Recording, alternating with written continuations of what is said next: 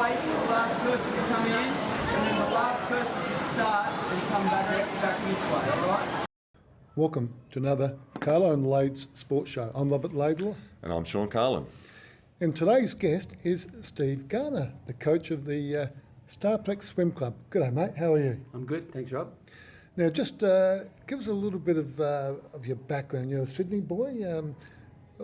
How did you get into sports when you were a young man?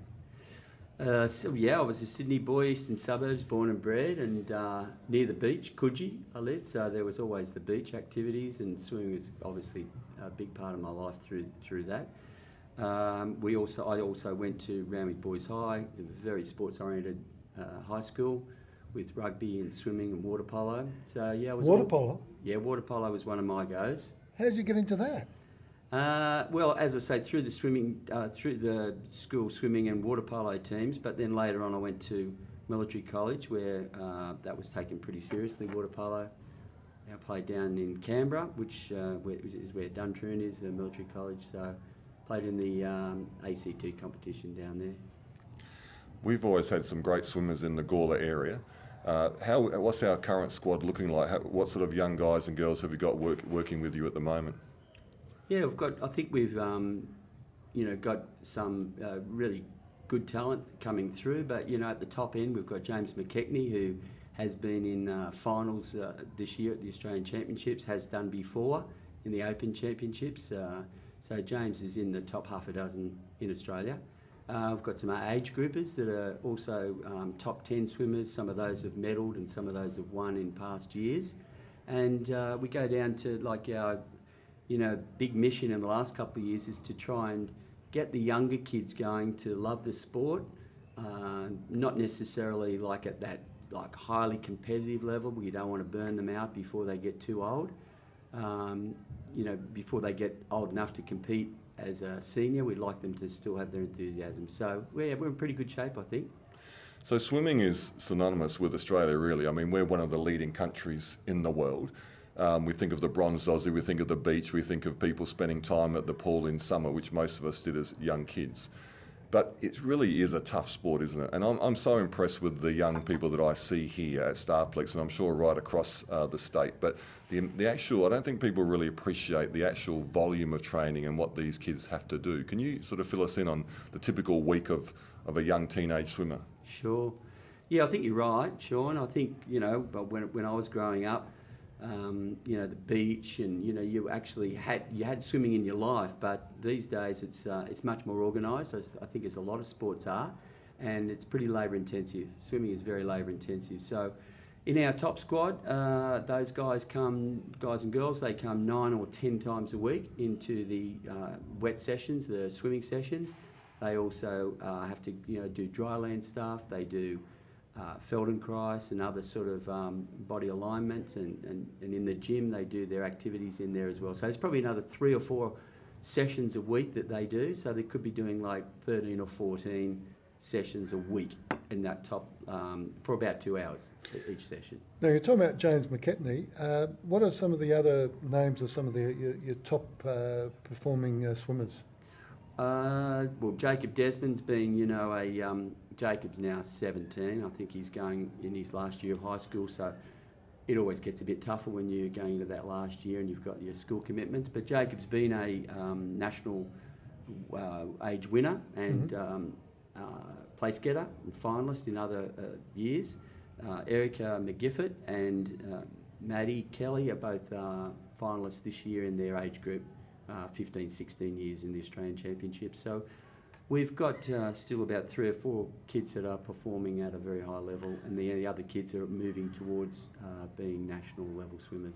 Now, James was a breaststroke, and I think the girls, they're breaststrokers as well, aren't they? Yeah, Jacobs fancies himself as a breaststroker, but I don't think you'd mind me saying he's a lot stronger in his other strokes than he is in breaststroke. Yeah, that's true. And Jacob, he's a freestyler backstroker? Yeah, freestyler backstroker, and he does a pretty good job in butterfly as well. Now, with this training that Sean had touched on, my belief is a lot of these guys that have the dedication to do this training, they also make excellent students. Yeah, I think that's true. I think the discipline of having to come a lot puts them in a good place to have the discipline to do other activities such as schoolwork for sure. Of course, Sean, you've been a teacher. You would have seen how they perform with students. I do. I'd have to support that 100%. I mean, over the years, I've seen a lot of swimmers, and I'm always amazed at their dedication. I think the thing you didn't talk about was the early morning starts. And I know these kids might be up at 5 o'clock. And so then they do their swimming, they have their breakfast, they come to school. And I must say that I think nearly 95, 100% of the kids that we've had as swimmers are great students and good people. Yeah. And that interests me too, because I think most teenage kids playing high-level sport, you think maybe 4 or 5 sessions a week. You're talking, over 10 to 15 sessions in a week. So from a coaching perspective, how do you keep them going? Because, I mean, swimming is a tough sport in itself. They're very competitive in Australia. Doing that much work and maintaining their student life and their social life, how do you go about keeping them motivated? Well, I think we've got a philosophy here. Craig and Alex and my other coaches and myself, Esther, Cam, we've got a number of people who are actually ex-swimmers themselves, so they know it from that side of things. They know what it takes. But we've got a philosophy where we like them to take charge. So we like the swimmers at this age. 16 is the youngest in the senior group, in the national group, and really I think it's time. At that age, they have a responsibility to drive the bus themselves. So we're trying to make them aware of what it takes to do all those things properly. And it might go into dietary things, it might go into psychology things, it goes into the gym activities, the dryland activities. And then looking at, we also have an app where they can actually report how they slept, what their eating habits are like. And really that's what we're trying to do, is to get them to report back to us what it means to be an elite athlete, rather than us always driving them forward. We're trying to get them to take responsibility for their own performances. Now, Steve, obviously you've got a high level of coaching because you've been here 5.5 years as Starplex Swim Coach, which is fantastic. How did you get into coaching? What gave you your start and when? Basically, I was at that time, just before I became a swimming coach, I was an administrator running leisure and recreation centres, and I was coaching on the side. I got an offer to do some coaching and really enjoyed that. And someone said to me, an ex-world record holder said to me, she thought I had a fair bit of ability and should do it. So just a little bit of serendipity, someone giving you the confidence by saying that you're doing a good job. And then I got an offer from a school in Sydney to be their full-time swimming coach, which I took up about early 90s. Who was the world record holder? Her name is Kathy. Well, her name now is Kathy Langthorne. She was Kathy Wainwright at the time, and I think she broke the 400-metre world record at Glebe in Sydney when she was about 15 years old. Gee, that's a pretty good recommendation, isn't it, Sean? Eh? Yeah, world champion, not bad recommendation. Yeah. And on that sort of note, you've obviously been around swimming for a long time. So, what are your highlights in terms of being in, or going to competitions, watching swimmers? I mean, who would you maybe rate as our best swimmer? Currently, or well, just currently, in my time? maybe currently, and in your time. Well, we've had some great champions, as you say. I mean, going right back, I was employed for 10 years before I came here by John Conrads, and I think he still holds more records than anybody. Not holds them, but did hold them when he was swimming. I think he held 19 at one stage. Gee. But Ian Thorpe was just like when I was coming into my own as a swimming coach, as a head swimming coach. Ian Thorpe was a young guy coming through. So I guess I have strong memories of a young guy, 14 years old, coming and bursting on the scene. I have to say he's one of our greatest swimmers, certainly in the modern era.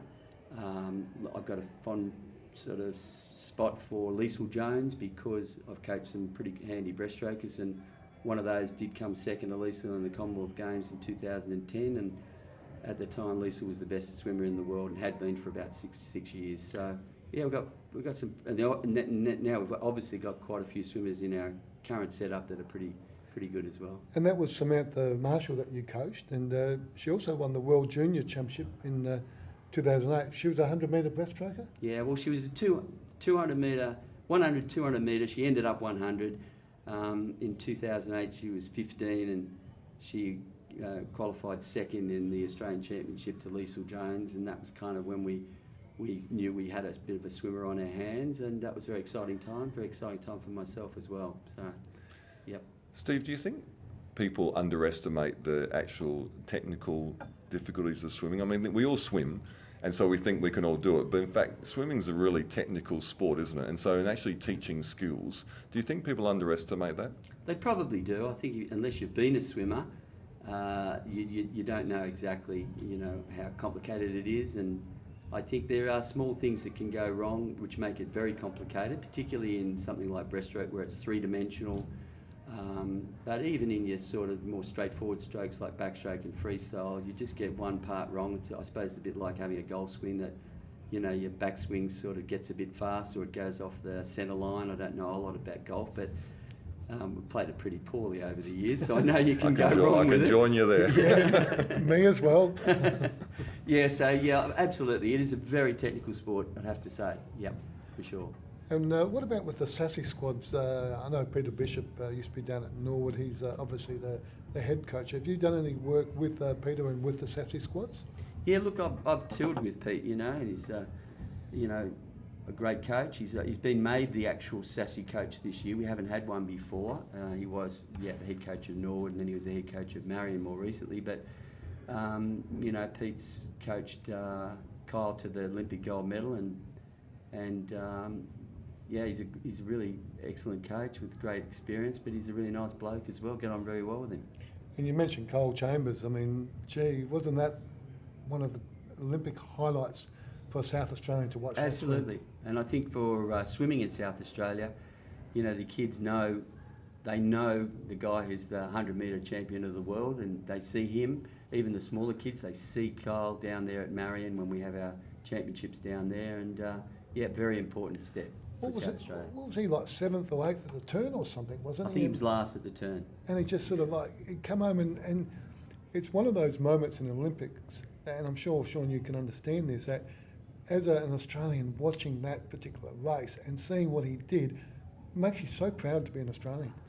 It does. I mean, I think when you see people come from those positions and don't give up, and you just see the effort they put in, it's always, and just see, we were here watching downstairs actually at Starplex, and right. Jacob was there watching. We were just happened to be walking through, and it was just a sensational time, because again, as you said, here's a kid that these people know. Yeah. And here he is winning an Olympic gold medal. So it was a real, I mean, I didn't know the kid, but it was still a great highlight. It was very interesting because, you asked me about Peter, and I text Pete straight away to congratulate him, and of course he was excited, hugely excited, but the first thing he texted back to me was he just was proud to be part of a team that got Kyle over the line, and I thought that was a fantastic, humble thing to say, but probably pretty real as well, because there were, SASSI people that were actually helping with all these skills for quite a long time, probably 18 months before the championships, and there was,